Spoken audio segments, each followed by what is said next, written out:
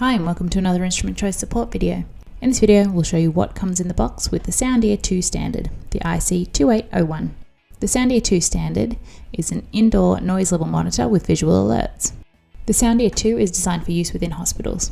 Other useful and practical applications include in gyms, open plan offices, schools and live music venues. In the box there's several plugs and a power supply, a complete instruction manual,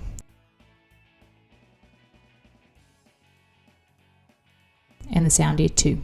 Features of the SoundEAR include 3 LED indicating lights in the shape of an ear on the front. The green ear, this indicates that the device is on and the noise level is acceptable. The yellow, the noise level is approaching the limit. Try lowering the noise if possible.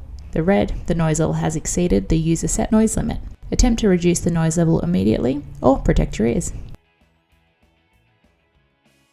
On the base there's the microphone, plugs for the sound log, plugs for the sound buster, this is sold separately. This can be used to disconnect or connect a power supply at a preset noise limit. The power supply plug. The sound level selector, ranging from 45 to 115 decibels. And last of all is a plug for an external microphone. On the back there's screws and a keyhole hook for mounting the device.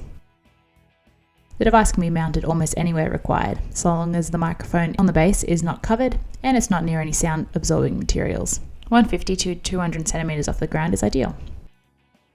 And that's what comes in the box with the SoundEAR II Standard. To watch a video demonstrating how to set up this unit, see the links in the description.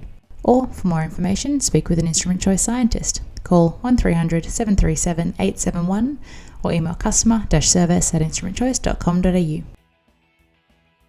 We hope that you found this video helpful. Thanks for watching.